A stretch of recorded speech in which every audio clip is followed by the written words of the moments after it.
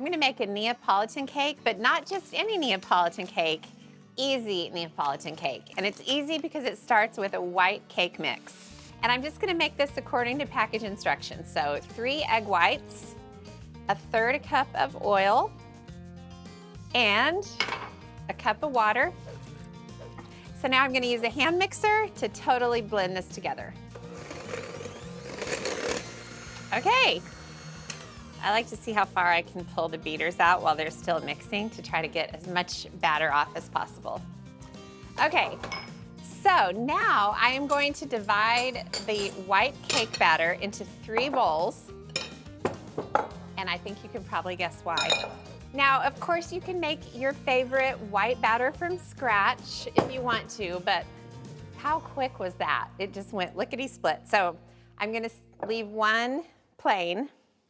I'm gonna turn 1 pink by adding freeze-dried strawberries. So look at this, Alex.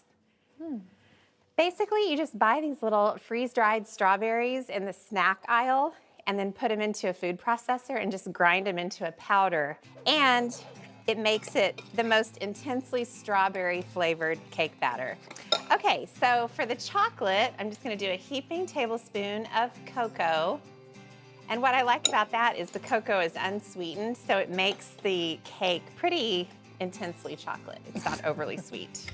Okay, so to bake the cake, I'm gonna use a loaf pan. It's gonna come out kind of a marbled cake.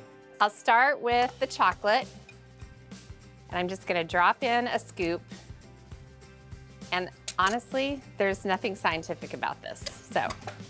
And then drop a second scoop just like off to the side and diagonal, and then grab a strawberry scoop, plop, and another strawberry scoop. And then when you use the same scoop, it kind of just naturally drags the other cake mix along with it.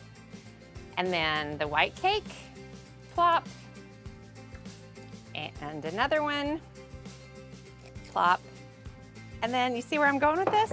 Oh yeah. You just keep going until you have just kind of blobs of cake everywhere. All right, look at that. It doesn't look like much. And you don't want to spread it out. You want to just leave it in blobs like this.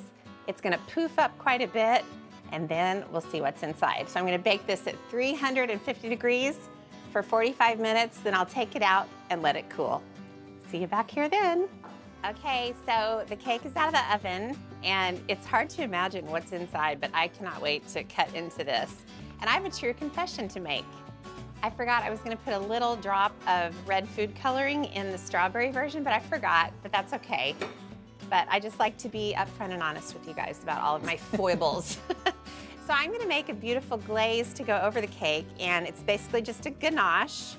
So I'm just pouring hot cream over milk chocolate chips, and I'm gonna wait just a second and let the chocolate start to soften. Okay, so look, Alex, you see that ganache, how easily that came together?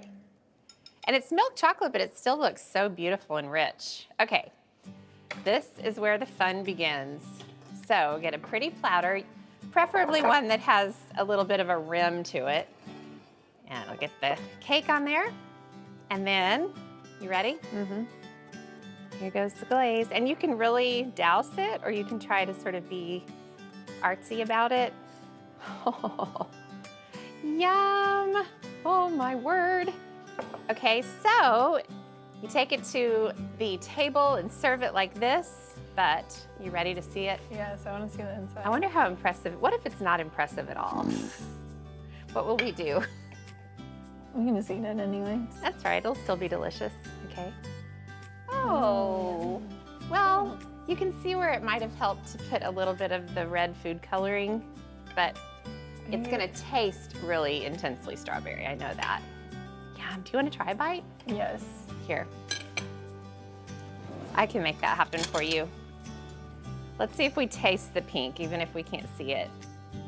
There you go. Oh, that's for me? That's for you. Mmm. I can taste it. Mm-hmm. I can taste the strawberry. Definitely put red food coloring in the strawberry so you can see it, but delicious. I love it.